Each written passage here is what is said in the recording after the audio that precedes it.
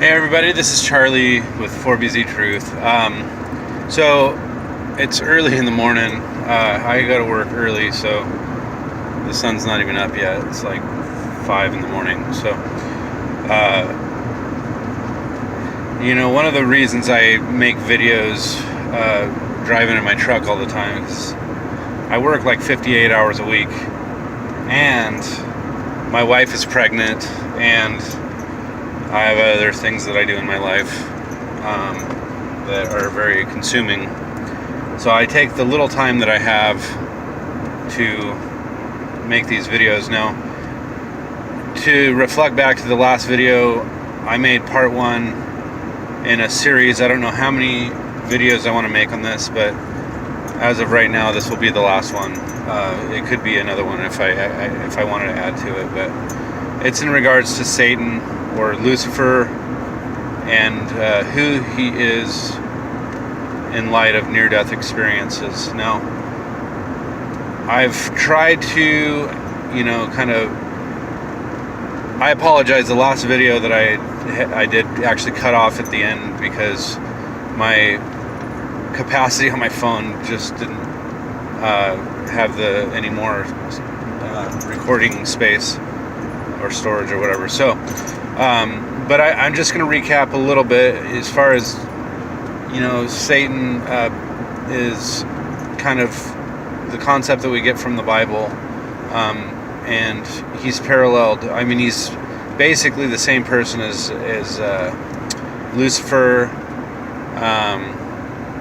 He's the same as the devil. Now, just this morning, and again, this is becoming very predominant in my view as far as I need to understand who and what Satan is, because is Satan just an allegory that there's like some sort of darkness on the other side that people wanted to personify as Satan, or is it a legion or like an army of because like when they talk in Revelation about the red dragon or the beast, those are allegories for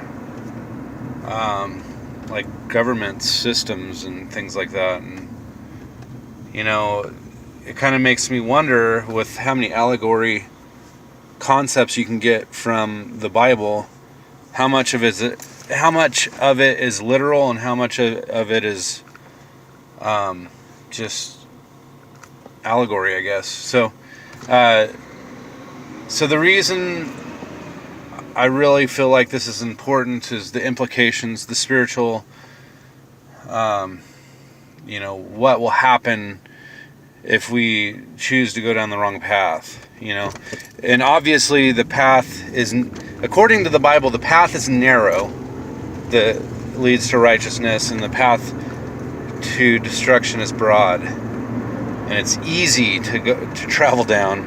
Now, I guess in a positive way, I can look at the road that I'm on is not easy because it's not popular. I get rejected left and right from people because they they think I'm eccentric, and oftentimes people don't want to get deep into conversations. Now, I struggle with that with a lot of people that are close to me. I part of the reason too that I do these videos in the car is because I feel like my wife is not fully aware of the implications of these things, so she doesn't understand why I would invest so much time into it. Like, why wouldn't I focus more on my baby that's coming? And honestly, I feel like I try to balance, but sometimes the balance is difficult when you're so spread thin. But so anyways, the point of this particular video, part 2 in the series, I really want to point out that the Bible is descriptive in what they call the armor of God. I just read Ephesians chapter 6. I forget the verse, but it's like, I don't know, verse 6 or 8 or something. But it says, put on the full armor of God so that you could withstand the wiles of the devil, is what it says. Now, and it says that there's fiery darts that are being thrown at us, trying to derail us and try to tempt us. You know, that if we're looking at things like an allegory, maybe these are just descriptions of, you know, the emotional responses we have to, you know, certain chemical release in our body. But with the documentary that I made about consciousness and near-death experiences, I feel like our consciousness transcends the body, so we are in control of like an avatar vehicle. This body that we are in is really just like a remote control car. You know, our consciousness transcends whatever the body's capacity has to offer. So, say for instance, our minds have limitations.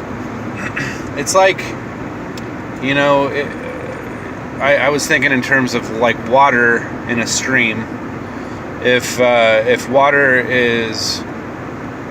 it rains, that stream will end up having more water, and at some point that stream doesn't have the capacity to hold the water in, and so our bodies our minds are built to have a certain capacity, but you could say our spirits or our consciousness are trying to train our bodies to receive information or to develop habits so that we could operate in this life that we're living. And I've kind of drawn a certain conclusion that people are here so that they could develop love for each other and operate from the foundation that Jesus laid for us. You know, it says carry your cross daily. Now, if any of you that are listening are not Christian or don't understand the Christian concept, you know, I kind of get your position, depending on whether it's agnostic or atheist or just New Age thinking, whatever the case may be. Everybody has a starting point for their, I'm going to say, philosophical perspective. You can say religion or doctrine or whatever. But, you know, I feel like I keep asking the fundamental question, at what point does truth become deception? And, like, when will we start detecting deception creeping in? Like, how do we know if what we're believing is deception? So, but I don't want to vary off topic so much, because I really want to hone in on this character of Satan or Lucifer, because, or the devil, or principalities and powers. I mean, that it sounds to me like there's an army or a government system that's in place of demonic or evil entities. Now, I was listening to Roger Morneau, which is the testimony of a guy that was a Satan worshiper, is what he, you know, was saying. Now, my understanding of Satan worship is not fully understood, because it has esoteric and mystical, you know, fundamentally speaking, it's a secret. So the little bit of information that we do have is, you know, it's an occult. It's a hidden mystical doctrine, and they only let certain people know. So this guy, Roger Morneau, he was basically recruited kind of the same way there's people that are, you know, recruited into Freemasonry or whatever. And you know, there's a lot of tie-ins with Freemasonry and mainly the higher degrees. I did a little research on Freemasonry, and you know,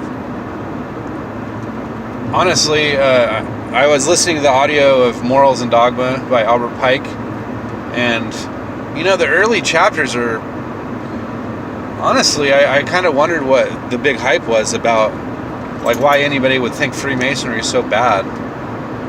But then I started realizing that, you know, when Jesus says it only takes a little bit of yeast to corrupt the whole loaf, you have basically a little bit of deception in there, or maybe even hidden messages or hidden meanings that people, you have to dig, you have to understand in order to get the full message.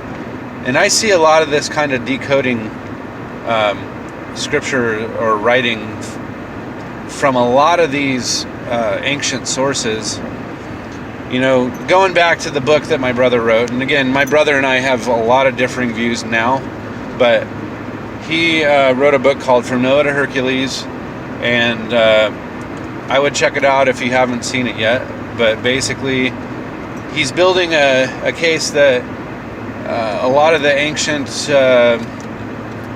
writers, you know, from, you know, BC era, and even the ancient historians from that time frame, such as like Homer, Strabo, and all those guys, were basically analyzing their past history, and they were saying that the ancient mythology is actually true stories that are embellished, and that they are, you know, that's just the style of the writing from that time. And I'm starting to see that in biblical writing. Now, granted, I don't know how much of that I should take literal or how much of it I should consider allegory, because this is a path that I'm on, that I'm starting to unravel certain mysteries, because the Bible is mysterious. I was reading freaking the Armor of God, and Paul was saying, I'm writing these things so that I can help you see the mysteries of the belief, of the faith. He freaking admits that there's mystery to what they believe. Clearly, there is mystery to what we believe. So, and I think that to some degree, a lot of this is veiled or hidden so that we could expose it, so that we can, you know, so it could be revealed. Now, I feel like I kind of need to wrap this up, because I don't want my video to cut off, but anyways, I'm